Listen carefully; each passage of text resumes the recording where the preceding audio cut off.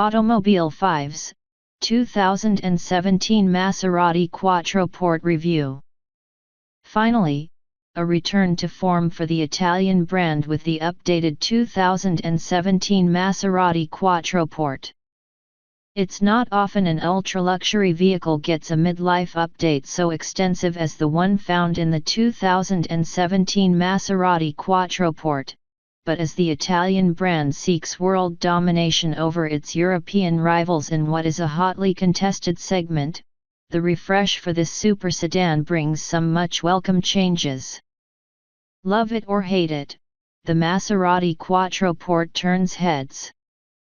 If anything, that's a huge understatement, as our relatively conservative-looking $215,000, plus options and on-road costs, twin-turbo 3.0-liter V6 Silver Quattroporte test car attracted so much attention anywhere it went, we began to question the sanity of onlookers. It was genuinely a big surprise to see so many people point at the Quattroporte as it drove past, with some even taking photos. Strange indeed, for it's a large sedan and not a supercar from sister brand Ferrari. Our conclusion was that perhaps the allure of the Maserati brand is much stronger than we give it credit for. For those of us in the car reviewing business, we have been somewhat hard on the Italian brand lately. After all, for some time, Maserati had lost its way, and the essence of what makes a Maserati seemed to have been exchanged for commonality of parts with the likes of Jeep and Chrysler.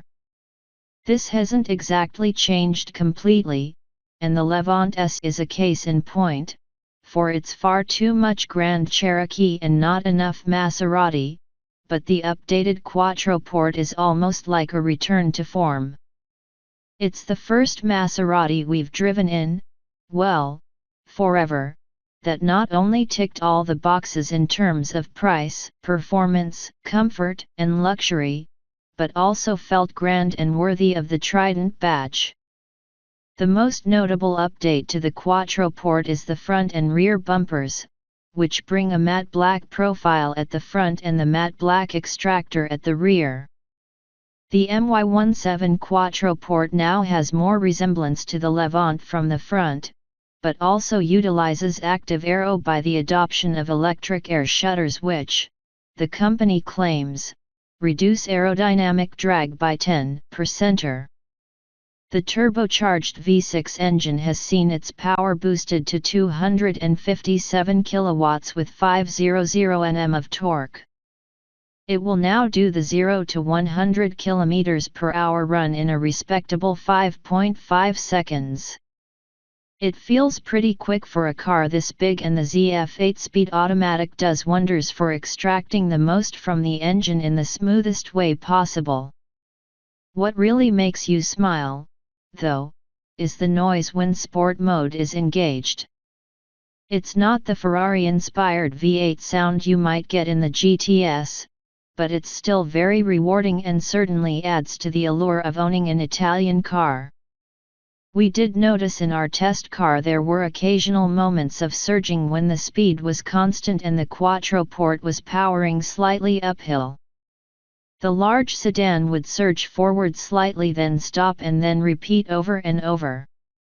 If we released issue with accelerator and retried, the issue would cease. Odd, but all part of the charm. Maserati's insistence with hydraulic steering systems is massively noticeable, as you get the type of feel and feedback from the Quattroporte's steering wheel that is all but gone in modern cars. It's a tremendous sensation, and we applaud the Italians for sticking with what is best, rather than what saves an extra 2% in fuel economy tests. Nonetheless, it's still a big car, and while it's dynamically very competent for its size, it's not the type of car you'd drive enthusiastically for extended periods of time. That's not its purpose. It sits high enough that it can be driven as a daily without a worry.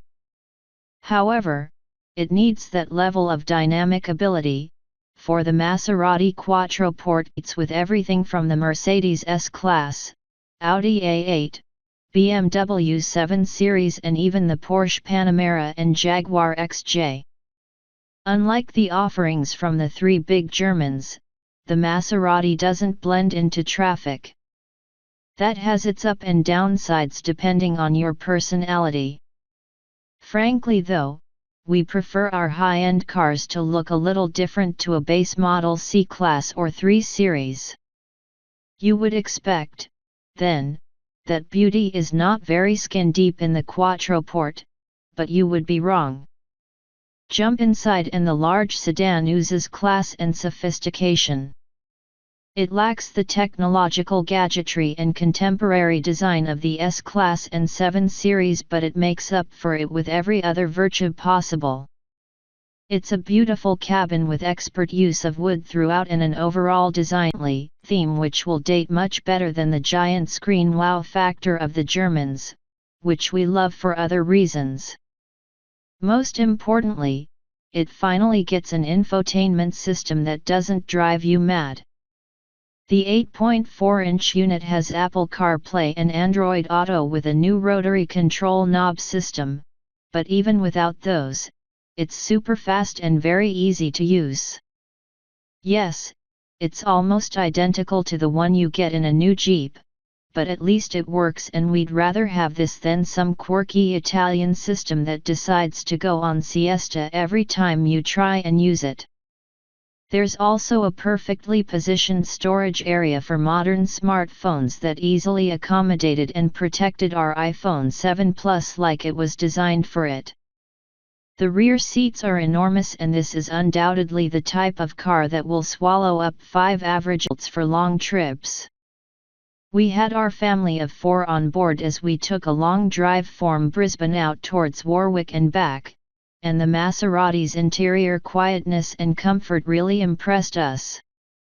There's very little road noise inside the cabin, and despite riding on the optional $5,296 20-inch wheels, the ride comfort was excellent. The now standard active safety features, which include adaptive cruise control with stop and go, lane departure and forward collision warning, as well as autonomous emergency braking, are a big bonus across the whole range. We found ourselves not touching the brake or the accelerator pedal for a good hour on the highway stretch of our journey out west. We tested this in pitch black conditions, with heavy rain, and it never once missed a full net behaved. On the downside, we found the leather inside the cabin and on the seats somewhat hard and artificial in feel, despite the additional $13,205 for the full natural leather option on our car, same leather as without the option, just more of it around the cabin. We also found the new parking brake system a tad confusing, for its push to engage and push to disengage, which seems somewhat counterintuitive. But what really didn't impress us was the gear stick, which is possibly the most annoying feature of any modern car ever envisioned, the same gear stick that has been the center of plenty of controversy in Fiat Chrysler models in North America. The problem? Instead of having park as a separate button, like BMW, Mercedes, and Audi, it's at the very top of the gear selection. So, if you push all the way up, it goes into park. That sounds reasonable, right? Well, no, because when you want to go from drive to reverse, you end up in park, and when you want to go from park to reverse, you end up in drive. It's like a bad comedy of errors that can drive any sane human to the brink of madness. When you're concentrating, it's not an issue. But when you're trying to do a 3-point turn with cars waiting, it becomes very frustrating. We thought we'd get used to it after a week, but it only got worse and drove us further into thoughts of extreme violence for those that engineered it. Surely it can't be that hard to fix with just a single extra button for park, leaving reverse at the top and drive at the bottom? But heck, undoubtedly hundreds of millions was spent on the R&D of this transmission system with plenty of market group testing, so maybe it's just us. Maybe.